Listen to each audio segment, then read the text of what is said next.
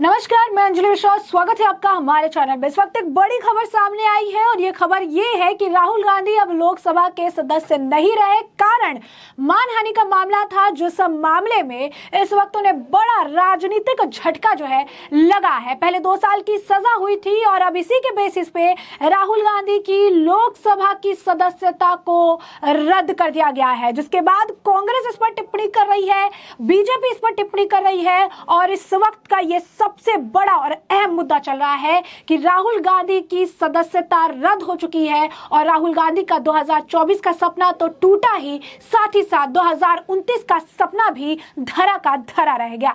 अब ऐसे में ये इस इंपॉर्टेंट आप कह सकते हैं मुद्दे पर बात करने के लिए हमारे साथ वरिष्ठ पत्रकार अजय पत्रकार जी मौजूद हैं। सर, मैं आपका स्वागत करती हूं हमारे चैनल में।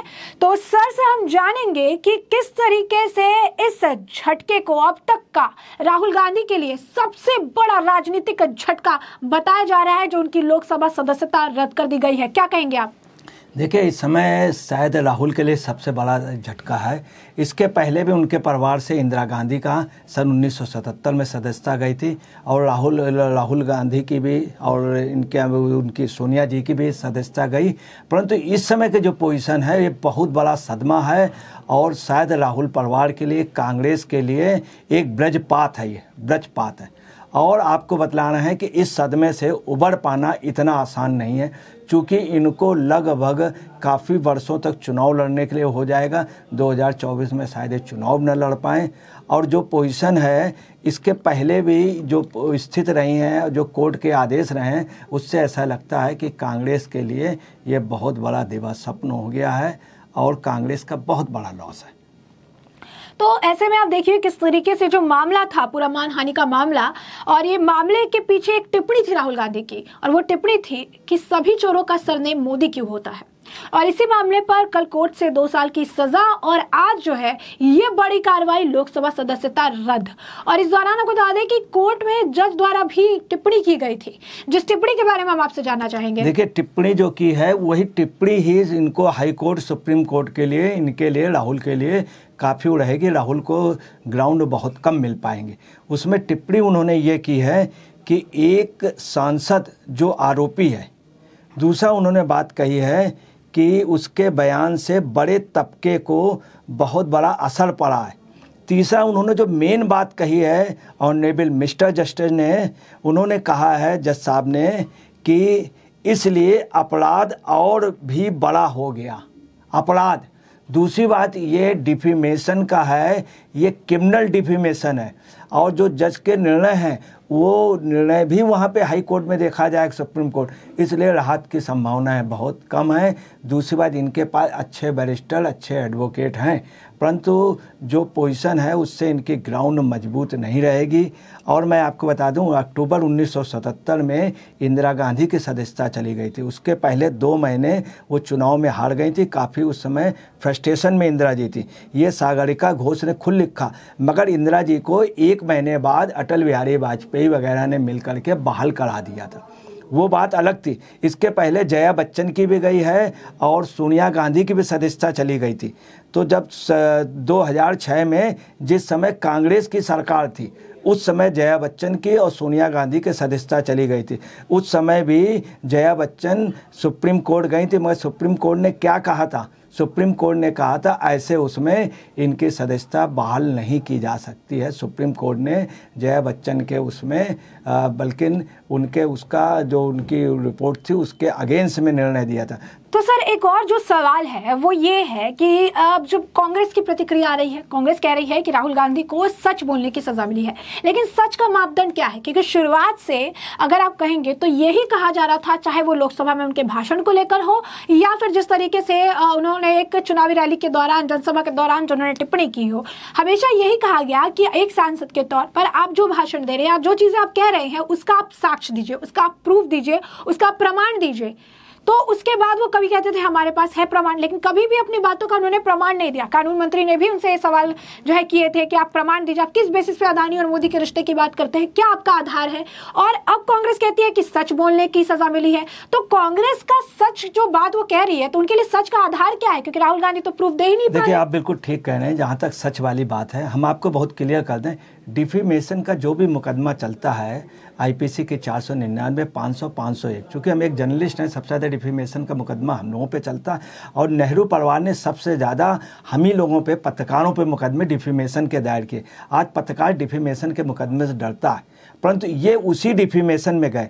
अच्छा, सच की बात है, उसमें सिर्फ एक ही चीज़ होती है कि मीडिया में हमेशा पत्रकारिता में रहा कि सच खबर दिखाएंगे, क्यों ना उस पर हम लोग सजा भुगतें। इसलिए जो जुडिशरी जो है, हम लोगों को उसमें हम लोग सेफ हो जाते हैं, क्योंकि हम लोग इस फंडे को समझते हैं। राहुल गांधी ने अगर सच बोला होता तो बात नहीं होती। उन्होंने जैसे मोदी वाला शब्द बोला, सरनेम वाला बोला, यहाँ पे ये ज़रूरत से ज़्यादा बोल गए, गलत बोल गए, सच नहीं बोल गए। अगर सच बोलते तो आज ये पोजीशन, जहाँ ये अभी लैंड गए, वहाँ पे अगर सच बोलते तो इनके जो बयानात ही इनको, इनकी मुखालफत कर गए, और यही पोजीशन आज उनकी सज़ा। उनकी दूसरी आप देखिए कि आप कोर्ट में क्या कह रहे हैं, आई डोंट नो हर एक उसमें। तीसरा इन्होंने क्या किया, जब ये बयान आया है, जब ये निर्णय हुआ, उसके बाद कांग्रेस जी ने, खड़गे ने, हर एक ने कहा कि निर्णय गलत है, मैं अदालत बार बार जज बदले, इस तरह की बात। एक कंटेंट ऑफ कोर्ट के दायरे पे इनके सांसद भी, हमें तो लगता है ये सदस्यता गई कहीं कंटेंट ऑफ कोर्ट में इनके और सांसदों पे ना आ पाए। और जहाँ तक है, नोटिफिकेशन हो गया है। दूसरी याद रखिएगा कि जो भी फैसला संसद में होता है, सुप्रीम कोर्ट भी संसद के उस पर विचार करने के लिए विचार करता है, उसके बाद वो भेजता है। इसलिए कुल मिला के राहुल गांधी की जो वो है, बहुत ही लचर है। दूसरी एक मुद्दा और आ गया, ओबीसी वाला। तो ओबीसी वाला ये भी राहुल के लिए पॉलिटिकल रूप से बहुत है। ये शायद राहुल का अहंकार उनको ले गया, या राहुल का ओवर कॉन्फिडेंस इनको ले गया है। और आपको बताएं कि क्रिमिनल मानहानि पे इनकी जो सदस्यता है, ये 6 साल के लिए वो हो गई है। और जो ये सबसे बड़ी बात है, आप लोगों ने गौर नहीं किया, सदस्यता नहीं गई, ये अयोग्य घोषित कर दिए गए। अयोग्य घोषित का मतलब होता है कि आप योग्य नहीं हैं, आप बाहर हो गए। अब पार्लियामेंट में इनको एंट्री की कोई संभावना है। दूसरी, 1 साल लग गया है चुनाव, 1 साल में ये चुनाव भी नहीं लड़ पाएंगे, जो संभावनाएं हैं। और वो सीट जो वायनाड की है वो खाली होगी। दूसरी, वायनाड पे भी अगर मान लीजिए कोई मुस्लिम कैंडिडेट कम्युनिस्ट से आ गया, किसी पार्टी से आ गया, तो यदि मुस्लिम उसमें चला गया, ये अल्पसंख्यक वोटों के लिए गए थे, तो इनकी स्थिति बहुत खराब होगी। आखिर उनका जो सवाल है सर, आखिर और सबसे बड़ा और अहम एक सवाल, इस झटके को राहुल गांधी के राजनीतिक करियर का सबसे बड़ा झटका बताया जा रहा है। तो ऐसे में ये जो फैसला आया है, जहां पर इन्हें लोकसभा सदस्यता रद्द कर दी गई है, उन्हें अयोग्य घोषित कर दिया गया है, इस फैसले से राहुल गांधी के आने वाले या बचे हुए राजनीतिक भविष्य पर कितना असर पड़ा है? देखिए, राजनीतिक भविष्य पे इतना असर पड़ा है कि मैं आपको बता रहा हूँ कि राहुल गांधी अभी प्रधानमंत्री पद की दौड़ पे थे। एकाएक क्या हुआ, जब विपक्ष के लीडरों को मालूम हुआ, तो ममता बनर्जी ने तुरंत ही अपना अलग सम्मेलन किया। उन्होंने स्पष्ट कह दिया कि राहुल उसके योग्य नहीं, बहुत स्पष्ट। अखिलेश जी लालू के पैर छू करके ममता बनर्जी के पास गए। अखिलेश और राहुल जी में, इनमें अखिलेश जी में और ममता बनर्जी में बातचीत हुई। अब वो नीतीश कुमार से, आज जो इन्होंने मार्च निकाला उसमें जदयू नहीं था, तो इनके विरोध में जदयू हो गया। इनको पहले प्रधानमंत्री नहीं बनने दे रहे थे, अब ये चुनाव भी नहीं लड़ सकते हैं।